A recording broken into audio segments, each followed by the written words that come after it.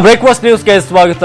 ನಾನು ಅವಿನಾಶ್. ಇವತ್ತು breakfast news ನಲ್ಲಿ ಸಾಕಷ್ಟು ಸುದ್ದಿಗಳಿದ್ದಾವೆ. ಪ್ರಮುಖವಾಗಿ ರಾಜ್ಯ ರಾಜಕೀಯದಲ್ಲಿ ಸಿದ್ದರಾಮಯ್ಯನವರ ಶಿಷ್ಯಂದ್ರು ಮಾಡ್ತಿರುವಂತಹ ಕೆಲವೊಂದು ಕೊಡ್ತಿರುವಂತಹ ಹೇಳಿಕೆಗಳು ಕುಮಾರಸ್ವಾಮಿ ಅವರಿಗೆ ಏರಿಸುಮುರ್ಸಾಗ್ತಿದೆ. ಅದಕ್ಕೆ ಈಗ ಕಾಂಗ್ರೆಸ್ನ ಹೈಕಮಾಂಡ್ ಕದ ತಟ್ಟುವಂತಹ ಸಾಧ್ಯತೆ ಇದೆ. ಇನ್ನೊಂದ್ ಕಡೆ ದಲೈ ಲಾಮಾ ಅವರ ಹತ್ಯೆಗೆ ಸಂಚನ್ನ ಯಾರೆಲ್ಲ ಮಾಡಿದ್ರು ಅವರ ವಿರುದ್ಧ ಚಾರ್ಜ್ ಶೀಟ್ ಕೂಡ ಸಲ್ಲಿಕೆಯಾಗಿದೆ. ಇನ್ನು ಭಾರತ ಈಗಾಗಲೇ ನ್ಯೂಜಿಲೆಂಡ್ ವಿರುದ್ಧದ ಸರಣಿಯನ್ನ ಗೆದ್ದಾಗಿದೆ. ಆಗಾಗ ಬರೀ ನೋವಿನ ಮಾತು, ಒಮ್ಮೊಮ್ಮೆ ಕಣ್ಣೀರು, ವಿಷಕಂಠನಾಗಿದ್ದೇನೆ ಅಂತ ಕೂಡ ಹೇಳ್ತಾರೆ. ಇನ್ನೊಮ್ಮೆ ಎಲ್ಲ ಕೂಡ ಸರಿಯಾಗಿದೆ, ಏನೂ ಆಗಲ್ಲ ಅಂತ ಆತ್ಮವಿಶ್ವಾಸ. ಈ ಎಲ್ಲ ಬೆಳವಣಿಗೆಗಳ ನಡುವೆ ಮೈತ್ರಿ ಸರ್ಕಾರದ ಸಿಎಂ ನಿನ್ನೆ ರಾಜೀನಾಮೆ ಕೊಡೋ ಮಾತನಾಡಿದ್ದಾರೆ. ಇದಕ್ಕೆ ಕಾರಣವಾಗಿದ್ದು ಸಿದ್ದರಾಮಯ್ಯನವರ ಶಿಷ್ಯರ ಮಾತು. ಆದ್ರೆ ದೋಸ್ತಿ ಸರ್ಕಾರವನ್ನ ಉಳಿಸಿಕೊಳ್ಳೋದಕ್ಕೆ ದೇವೇಗೌಡರು ಮಾತ್ರ ಒದ್ದಾಡ್ತಿದ್ದಾರೆ. ಸಿದ್ದರಾಮಯ್ಯ ಆಪ್ತರ ಹೇಳಿಕೆಗೆ ಸಿಎಂ ಗರಂ. ರಾಜೀನಾಮೆಯ ಎಚ್ಚರಿಕೆ ಕೊಟ್ರು ಸಿಎಂ. ದೋಸ್ತಿ ಸರ್ಕಾರಕ್ಕೆ count down.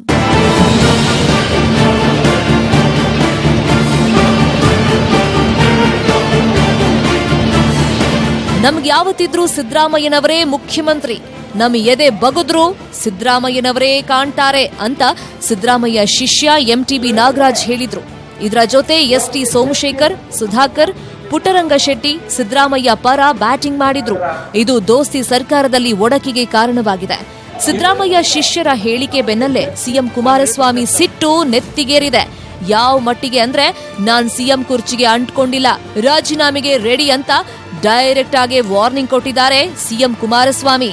Congress leaders they have to watch all those issues that is left to them. That is not my reaction has to be taken by me. You ask Congress leaders. I am not concerned person for those things. Same thing if they want to continue. I am ready to step down. Congress leaders, they must control their MLAs.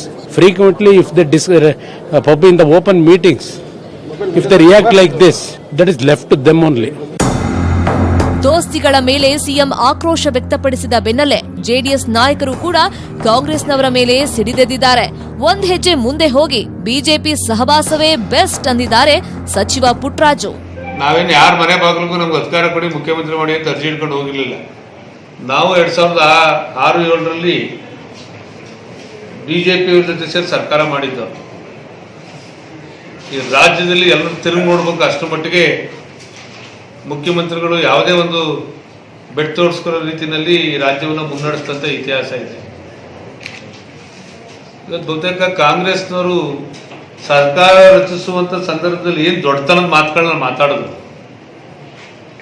ಇವತ್ತು ಯಾಕೆ ಆ ನಡವಳಿಕೆಗಳನ್ನ ನಡ್ಕೋತಾ ಇಲ್ಲ ಅಂತಕ್ಕಂಥದ್ದನ್ನ ಸರ್ಕಾರ ನಡೆಸ್ತಾ ಇರ್ತಕ್ಕಂಥ ರೀತಿ ನೋಡಿದ್ರೆ ಗೊತ್ತಾಗುತ್ತೆ. ಪುಟ್ಟರಂಗ ಶೆಟ್ಟಿ ಅವರು ನಮ್ಮ ಮುಖ್ಯಮಂತ್ರಿ ಸಿದ್ದರಾಮಯ್ಯ ಅಂದಾಗ ಸಿದ್ದರಾಮಯ್ಯ ಅವರು ಅವರಿಗೆ ಒಂದು ಏನಂದ್ರೆ ಬುದ್ಧಿ ಮಾತು ಹೇಳಬೇಕು. ಸಿದ್ದರಾಮಯ್ಯ ಅವರ ಮುಖ್ಯಮಂತ್ರಿ ಅಂತ ಅನ್ಕೋತ ಅಡ್ಡಾಡಿದ್ರೆ ಹಣೆ ಬಾರಿ ಏನಂದ್ರೆ ಮತ್ತೆ ಅವರ ಹೇಳಿದ್ರು, ನಾ ಮುಖ್ಯಮಂತ್ರಿ ಆದ್ರೆ ಕುಮಾರಸ್ವಾಮಿ ಏನ್ ಮಾಡ್ತಾರ ಅಂತ ತಿಳ್ಕೊಂಡು ಹೊರಟೆ ಅವ್ರು ತಿಳ್ಕೊಬೇಕಂತ ನನಗೆ ಹೇಳಿದ್ರು ಅವರು. ಸಿಎಂ ಹಾಗೂ ಜೆಡಿಎಸ್ ನಾಯಕರ ಆಕ್ರೋಶದ ಮಾತುಗಳು ಕಾಂಗ್ರೆಸ್ ನಾಯಕರಿಗೆ ಬಿಸಿ ಮುಟ್ಟಿಸಿದೆ. ಡಿಸಿಎಂ ಪರಮೇಶ್ವರ್ ಮಾತನಾಡಿದ್ದು, ನಮ್ಮ ಶಾಸಕರು ಮಾತನಾಡಿದ್ರಲ್ಲಿ ತಪ್ಪೇನಿದೆ ಅಂತ ಸಮರ್ಥನೆ ಮಾಡಿಕೊಂಡಿದ್ದಾರೆ. ಇನ್ನು ಕೆಪಿಸಿಸಿ ಅಧ್ಯಕ್ಷರು ಸಿದ್ದು ಆಪ್ತ ಶಾಸಕರಿಗೆ ಎಚ್ಚರಿಕೆ ಕೊಟ್ಟಿದ್ದಾರೆ. ಸ್ವತಃ ಸಿದ್ದರಾಮಯ್ಯ ಹಾಗೂ ಶಾಸಕ ಸೋಮಶೇಖರ್ ಕೂಡ ಡ್ಯಾಮೇಜ್ ಕಂಟ್ರೋಲ್ ಮಾಡಿದ್ದಾರೆ. He has expressed his opinion, nothing wrong in it. He is our CLP leader, he has done well last 5 years. Yes, nobody can dispute that. Somashekar ಅವರು ಬಿಡಿ ಅಧ್ಯಕ್ಷರು, ಅವರು ಈ ರೀತಿಯಾಗಿ ಸಾರ್ವಜನಿಕವಾಗಿ ಹೇಳಿಕೆ ಕೊಡ್ತಕ್ಕಂಥದ್ದು ಸರಿಯಲ್ಲ. ನಾನು ಅದನ್ನು ಖಂಡಿಸ್ತೀನಿ ಮತ್ತು ಅವ್ರ ಮೇಲೆ ಶೋಕಾಸ್ ನೋಟಿಸನ್ನು ಇಶ್ಯೂ ಮಾಡ್ತಾ ಇದ್ದೀನಿ. ಯಾಕೆಂತ ಹೇಳಿದ್ರೆ ನಮ್ಮ ಸರ್ಕಾರದಲ್ಲಿ ಏನಾದರೂ ಲೋಪದೋಷಗಳಿದ್ರೆ ಅದು ನಮ್ಮ ಜೊತೆ ಬಂದು ಚರ್ಚೆ ಮಾಡಬೇಕು. ಅದು ಬಿಟ್ಬಿಟ್ಟು ಪಬ್ಲಿಕ್ ಅಲ್ಲಿ ಹೇಳಿಕೆಗಳು ಕೊಡ್ತಕ್ಕಂಥ ಸರಿಯಲ್ಲ. ಹೌದು, ನಮ್ಮ MLAಗಳು ನಾವೇ ಕಂಟ್ರೋಲ್ ಮಾಡ್ತೀವಿ, ಮತ್ತೆ ಅವ್ರು ಕಂಟ್ರೋಲ್ ಮಾಡ್ತಾರ, ನಾವೇ ಕಂಟ್ರೋಲ್ ಮಾಡ್ತೀವಿ. ನಾವು ಸಮ್ಮಿಶ್ರ ಸರ್ಕಾರ ಮಾಡಿದ್ದೀವಿ, JDSನವರೇ ಮುಖ್ಯಮಂತ್ರಿ ಆಗಬೇಕು ಅಂತ ಮಾಡಿದ್ದೀವಿ. ಆ ಪ್ರಶ್ನೆ ಉದ್ಭವ ಆಗೋದೇ ಇಲ್ಲ. ನಾನು ಮುಖ್ಯಮಂತ್ರಿ ಆಗೋದು ಅವೆಲ್ಲ ಉದ್ಭವ ಆಗಲ್ಲ. ಮಗ ಕುಮಾರಸ್ವಾಮಿ ಕುರ್ಚಿ ಬಿಡೋ ಮಾತನಾಡಿದ್ರೆ ದೇವೇಗೌಡರು ಮಾತ್ರ ಮೈತ್ರಿ ಸರ್ಕಾರ ಉಳಿಸಿಕೊಳ್ಳೋಕೆ ಪ್ರಯತ್ನ ಮಾಡ್ತಾ ಇದ್ದಾರೆ. ನಿನ್ನೆ ಮನೆ ಕರೆಸ್ಕೊಂಡು 15 ನಿಮಿಷ ತಾಳ್ಮೆಯ ಪಾಠ ಮಾಡಿದ್ದಾರೆ.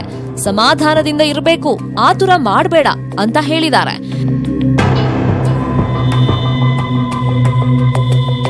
ಈ ನಡುವೆ ಬಿಜೆಪಿ ನಾಯಕರು ದೋಸ್ತಿ ಸರ್ಕಾರದ ಕಚ್ಚಾಟ ನೋಡಿ ಬೈತಾ ಇದ್ದಾರೆ.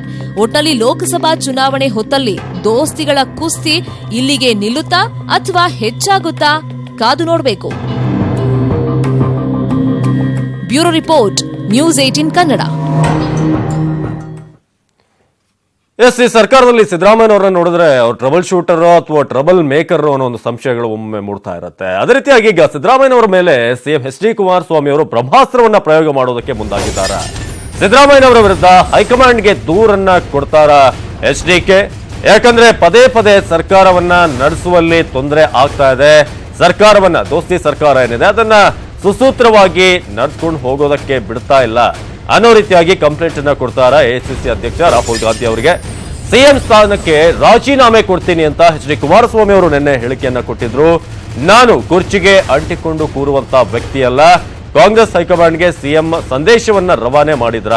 ಇದೇ ರೀತಿಯಾಗಿ ಮುಂದುವರೆದ್ರೆ ಈ ಸರ್ಕಾರ ಹೆಚ್ಚು ದಿನ ಉಳಿಯಲ್ಲ ಅನ್ನೋ ರೀತಿಯಾಗಿ ಅವರು ಮಾತುಗಳನ್ನ ಆಡಿದ್ರ, ಆ ಮೆಸೇಜ್ ಅನ್ನ ಕೊಟ್ರ ಅನ್ನೋದು. ಸಿದ್ದರಾಮಯ್ಯನವರ ನಡೆಯ ಬಗ್ಗೆ ರಾಹುಲ್ ಗಾಂಧಿಗೆ ಸಂದೇಶವನ್ನ ಜೊತೆಗೆ ರವಾನೆ ಮಾಡುವಂತ ಎಲ್ಲಾ ಚಾನ್ಸಸ್ ಇದೆ. ಮುಖ್ಯತಃ ಭೇಟಿಯಾಗುವಂತಹ ಚಾನ್ಸಸ್ ಕೂಡ ಈಗ ಮಾತುಕತೆ ಆಗ್ತಾ ಇದೆ ಜೆಡಿಎಸ್ನ ಕ್ಯಾಂಪ್ನಲ್ಲಿ. ಎಚ್.ಡಿ. ಕುಮಾರಸ್ವಾಮಿ ಮತ್ತು ದೇವೇಗೌಡರು ರಾಹುಲ್ ಗಾಂಧಿಗೆ ದೂರನ್ನ ಕೊಡ್ತಾರ ದೇವೇಗೌಡರು. ಈ ರೀತಿಯಾಗಿ ಹೋದ್ರೆ ಸಾಧ್ಯವಾಗೋದಿಲ್ಲ ಸರ್ಕಾರ ಸುಸೂತ್ರವಾಗಿ ಹೋಗೋದಕ್ಕೆ. ಎಲ್ಲಾ ರೀತಿಯಾದಂತ ತೊಂದರೆಗಳು ಆಗ್ತಾ ಇದೆ, ನಾವೆಲ್ಲವನ್ನು ಕೂಡ ಸಹಿಸಿಕೊಂಡೇ ಬರ್ತಾ ಇದ್ದೀವಿ ಅನ್ನೋ ರೀತಿಯಾಗಿ ಈಗ ಜೆಡಿಎಸ್ನ ವರಿಷ್ಠರು, ಅದೇ ರೀತಿಯಾಗಿ ಎಚ್.ಡಿ. ಕುಮಾರಸ್ವಾಮಿ ಅವರು ಮುಖ್ಯಮಂತ್ರಿಗಳು ಕೂಡ ಈಗ ಕಾಂಗ್ರೆಸ್ನ ಹೈಕಮಾಂಡ್ನ ಕದವನ್ನ ತಟ್ಟುವಂತ ಎಲ್ಲಾ ಚಾನ್ಸಸ್ ಇದೆ. ಆ ಮೂಲಕ ಈಗ ಕಾಂಗ್ರೆಸ್ ಹೈಕಮಾಂಡ್ ಕೂಡ ಸಿದ್ದರಾಮಯ್ಯನವ್ರನ್ನ ಕರೆಸಿಕೊಂಡು ಅಥವಾ ಕರೆ ಮಾಡಿ ಅವ್ರಿಗೊಂದಷ್ಟು ಕ್ಲಾಸ್ ಅನ್ನ ತೆಗೆದುಕೊಳ್ಳುವಂತ ಚಾನ್ಸಸ್ ಇದೆ. ಇನ್ನು ಲೋಕಸಭೆ ಚುನಾವಣೆ ಹತ್ರ ಬರ್ತಾ ಇದೆ. ಮತದಾರರಿಗೆ ಅದೇನು ಬಂಪರ್ ಗಿಫ್ಟ್ ಕೊಡ್ತಾರೋ ಗೊತ್ತಿಲ್ಲ. ಆದರೆ ಕೇಂದ್ರ ಸರ್ಕಾರ ರೈತರ ಅಕೌಂಟ್ಗೆ ಪ್ರತಿ ತಿಂಗಳು ಹಣ ಹಾಕುವಂತ ಹೊಸ ಯೋಜನೆಯನ್ನ ಘೋಷಣೆ ಮಾಡೋದಕ್ಕೆ ರೆಡಿ ಆಗಿದೆ. ಅದರ ಬೆನ್ನಲ್ಲೇ ರಾಹುಲ್ ಗಾಂಧಿ ಕೂಡ ನಾನೇನು ಕಮ್ಮಿ ಇಲ್ಲ ಅನ್ನುವಂತೆ ಭರ್ಜರಿ ಆಫರ್ ಅನ್ನ ಕೊಟ್ಟಿದ್ದಾರೆ. ಲೋಕಸಭೆ ಗೆಲ್ಲೋಕೆ ಮೋದಿ ರಾಹುಲ್ ಸರ್ಕಸ್. ಇಬ್ಬರು ನಾಯಕರಿಂದ ಪೈಪೋಟಿ ಮೇಲೆ ಆಫರ್.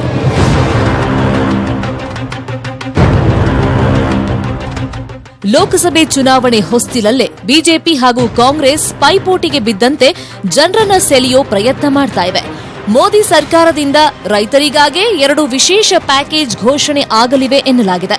ಪ್ರತಿ ತಿಂಗಳು ನಿಗದಿ ಮಾಡಿದ್ದ ಹಣವನ್ನ ರೈತರ ಅಕೌಂಟ್ಗೆ ಜಮೆ ಮಾಡಲು ಕೇಂದ್ರ ಸರ್ಕಾರ ನಿರ್ಧರಿಸಿದೆಯಂತೆ.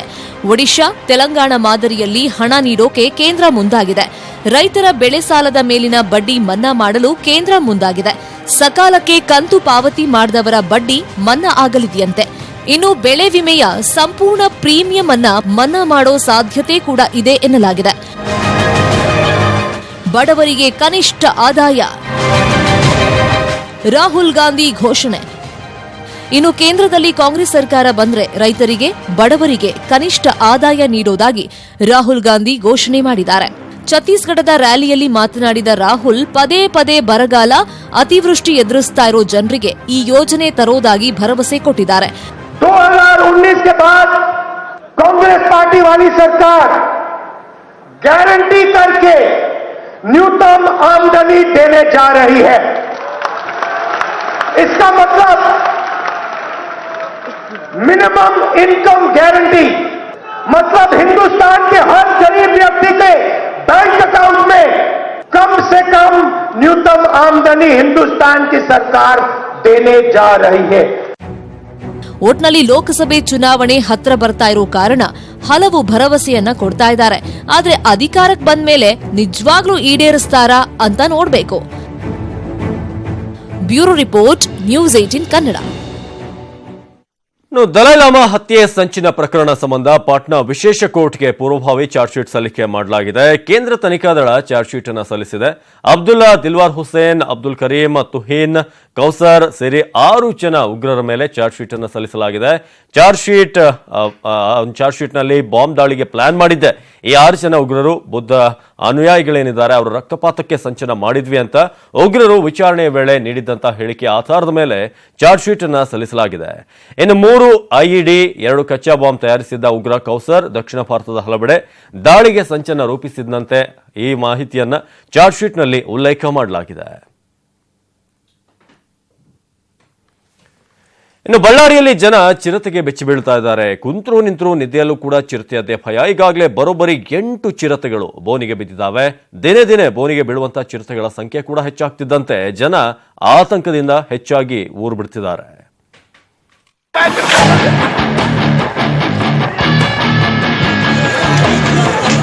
ಗಣಿನಾಡು ಬಳ್ಳಾರಿಯಲ್ಲಿ ಚಿರತೆಗಳು ಮೇಲಿಂದ ಮೇಲೆ ದಾಳಿ ಮಾಡ್ತಾನೆ ಇವೆ. ಕಂಪ್ಲಿ ಭಾಗದಲ್ಲಿ 2 ಮಕ್ಕಳನ್ನ ಬಲಿ ಪಡೆದಿದ್ದ ಚಿರತೆ ದಾಳಿಯಿಂದ ಜನ ಬೆಚ್ಚಿ ಬಿದ್ದಿದ್ದಾರೆ.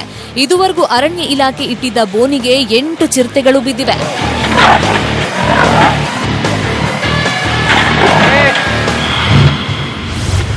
ಚಿರತೆ ಭೀತಿಯಿಂದ ಊರ್ ಬಿಡ್ತಿದ್ದಾರೆ ಜನ. ಬೋನಿಗೆ ಬಿದ್ದಿರೋದು 8, ಇನ್ನೂ ಇರೋದೆಷ್ಟು? ಚಿರತೆಗಳು ಒಂದಾದ ಮೇಲೆ ಒಂದರಂತೆ ಬೋನಿಗೆ ಬೀಳ್ತಾ ಇರೋದ್ರಿಂದ ಜನ ಇನ್ನೆಷ್ಟು ಚಿರತೆಗಳಿವೆಯೋ ಅಂತ ಆತಂಕದಲ್ಲಿದ್ದಾರೆ. ಹೀಗಾಗಿ ಹೇಗಾದ್ರೂ ಮಾಡಿ ಪ್ರಾಣ ಉಳಿಸ್ಕೊಂಡ್ರೆ ಸಾಕು ಅಂತ ಸೋಮಲಾಪುರ, ದೇವಲಾಪುರದ ಜನ ಗುಳೆ ಹೋಗ್ತಾ ಇದ್ದಾರೆ. ಚಿರ್ಚಿಗೆ ಅದ್ರಕೊಂಡು ಮತ್ತೆ ಇಲ್ಲೇ ಇದ್ದು ಮತ್ತೆ ಹೆಂಗ ಎತ್ತ ಕಡೆಗೆ ಹೋಗಂಗಿಲ್ಲ, ಅಡವಿಗೆ ಹೋಗಂಗಿಲ್ಲ, ಮತ್ತೆ ಇಲ್ಲಿ ಊರಾಗ ಸುತ್ಕೊಂಡು ಹೋಗಂಗಿಲ್ಲ. ಅದಕ್ಕಾಗಿ ಮತ್ತೆ ಈ ಊರು ಬಿಟ್ಟು ಹೋಗ್ತೀವಪ್ಪ 4 ದಿನ ತಮ್ಮನಾಗ್ಲಿ ಚಿರತೆ ಕಾಟು, ಆಮೇಲೆ ಬರೋಣ ಅಂತಂದು ಊರು. ಕಂಪ್ಲಿ ಸಮೀಪದ ದರೋಜಿ ಗ್ರಾಮದಲ್ಲಿ 8 ಮನೆಗಳಲ್ಲಿ ಯಾರೂ ಇಲ್ಲ. ಹೊಲ ಗದ್ದೆಗಳಲ್ಲಿ ಕೆಲಸ ಮಾಡೋಕೆ ಭಯವಾಗ್ತಾ ಇದ್ದು ಚಿರತೆ ದಾಳಿ ಭೀತಿ ಕಾಡ್ತಾ ಇದೆ. ಈ ಕಾರಣಕ್ಕೆ ಶಾಲೆಗೆ ಸೇರಿಸಿದ ಮಕ್ಕಳ ಸಮೇತ ಎಲ್ಲರೂ ಬೇರೆ ಊರುಗಳಿಗೆ ಗುಳೆ ಹೋಗಿದ್ದಾರೆ. ಚಿರತೆ ಕಾಟು ಬಾಳ ಆಗೈತಿ ಇಲ್ಲಿ, ಅಧಿಕಾರಿಗಳು ಯಾರು ಬರ್ತಾ ಇಲ್ಲ ಇಲ್ಲಿ.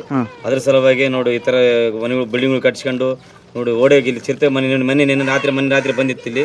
ಆ ಸಲುವಾಗಿ ಫೋನ್ ಮಾಡಿದ್ಕೆ ಮತ್ತೆ ಅಲ್ಲಿ ಬೆಂಗಳೂರಿಂದ ಇವತ್ತು ಬಂದಿನಿ. ಅದಕ್ಕೆ ಮತ್ತೆ ಬೆಂಗಳೂರಿಗೆ ಹೊಂಟಿವಿ. ಸ್ಕೂಲ್ ಬೇಡ ಏನ್ ಬೇಡ ಕರ್ಕೊಂಡು ಹೋಗ್ತೀವಿ. ಏನು ಮಾಡಿದ್ವಿ ಚಿರತೆ ಕಾಟಿಗೆ. ಚಿರತೆಗಳ ಹಾವಳಿಯಿಂದ ಜನ ಊರ್ ಬಿಡ್ತಾ ಇರೋದು ಅರಣ್ಯ ಇಲಾಖೆಗೆ ಗೊತ್ತಿದೆಯೋ ಇಲ್ವೋ?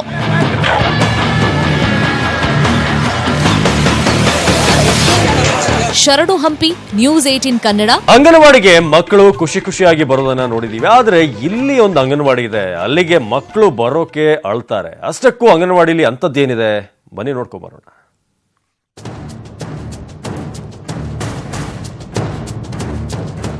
ಅಂಗನವಾಡಿ ಕಾರ್ಯಕರ್ತೆ ಅಂದ್ರೆ ಸಾಕು ಮಕ್ಕಳಿಗೆ ಖುಷಿಯೋ ಖುಷಿ. ಹೆತ್ತಮ್ಮನನ್ನ ಕಂಡಷ್ಟು ಆನಂದ. ಅಮ್ಮನಿದ್ದಂತೆಯೇ ಕೆಲ ಮಕ್ಕಳು ಟೀಚರ್ ಬೇಕು ಅಂತ ಅಳೋದನ್ನ ನೋಡಿದಿವಿ. ಆದರೆ ಬೆಳ್ತಂಗಡಿಯ ಮಿತ್ತಬಾಗಿಲು ಗ್ರಾಮದ ಕೊಲ್ಲಿ ಅಂಗನವಾಡಿ ಕೇಂದ್ರದಲ್ಲಿ ವಿಜಯಲಕ್ಷ್ಮಿ ಎನ್ ಶೆಟ್ಟಿ ಅವರನ್ನ ನೋಡಿದ್ರೆ ಸಾಕು ಮಕ್ಕಳು ಅಳೋದಕ್ಕೆ ಶುರು ಮಾಡ್ತಿದ್ದಾರೆ. ಯಾಕಂದ್ರೆ ಆ ಕಾರ್ಯಕರ್ತೆ ಮಕ್ಕಳಿಗೆ ಡೈಲಿ ಹೊಡೆಯೋದು ಬಡಿಯೋದು ಮಾಡ್ತಾರೆ ಅನ್ನುವ ಆರೋಪ ಇದೆ. ಹೀಗಾಗಿ ರಾಜ್ಯ ಮಹಿಳಾ ಆಯೋಗಕ್ಕೆ ಎಸಿಬಿ ಹಾಗೂ ಡಿಸಿಗೆ ಪೋಷಕರು ದೂರು ಕೊಟ್ಟಿದ್ದಾರೆ.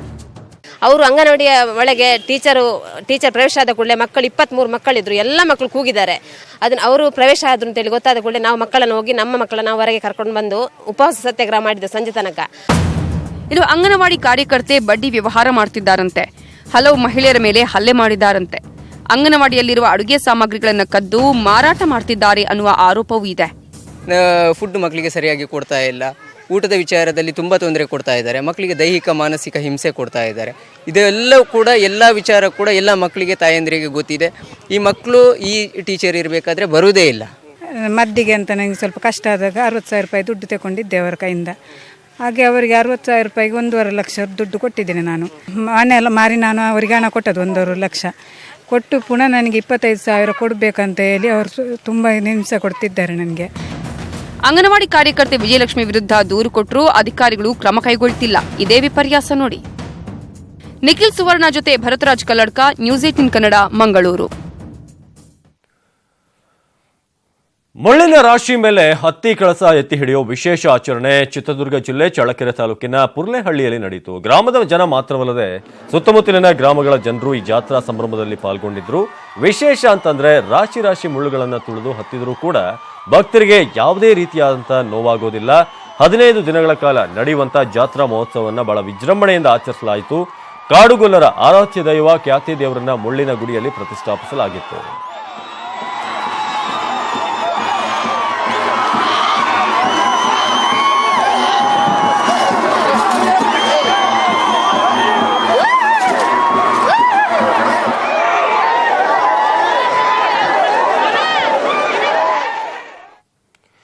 ಕೊಪ್ಪಳ ತಾಲೂಕು ಮಾದಿನೂರ ಗ್ರಾಮದ ಸರ್ಕಾರಿ ಹಿರಿಯ ಪ್ರಾಥಮಿಕ ಶಾಲೆಯಲ್ಲಿ ಮಕ್ಕಳೇ ಶಾಲೆಗೆ ಕುಡಿಯೋ ನೀರನ್ನ ತರಬೇಕು. ತಳ್ಳೋಗಾಡಿ ಮೇಲೆ ವಿದ್ಯಾರ್ಥಿಗಳೇ ಕಷ್ಟಪಟ್ಟು 20 ಲೀಟರ್ನ ವಾಟರ್ ಕ್ಯಾನ್ ಅನ್ನ ಎತ್ತಿಕೊಂಡು ಶಾಲೆಗೆ ಹೋಗ್ಬೇಕಾಗತ್ತೆ. ಇನ್ನು ಸರದಿ ಪ್ರಕಾರ ಪ್ರತಿದಿನ 6 ಕ್ಯಾನ್ ನೀರನ್ನ ಮಕ್ಕಳೇ ತರಬೇಕಂತೆ. ಮಕ್ಕಳು ಕಷ್ಟಪಡೋ ವಿಡಿಯೋ ವೈರಲ್ ಆಗಿದೆ. ಜಿಲ್ಲಾ ಉತ್ತಮ ಶಿಕ್ಷಕ ಪ್ರಶಸ್ತಿಯನ್ನ ಗೆದ್ದಿರುವಂತಹ ಹೆಡ್ ಮಾಸ್ಟರ್ ನಾರಾಯಣಪ್ಪ ಅವರ ಶಾಲೆಯಲ್ಲೇ ಮಕ್ಕಳಿಗೆ ಎಂತ ಕಷ್ಟ ಆಗ್ತಾ ಇದೆ.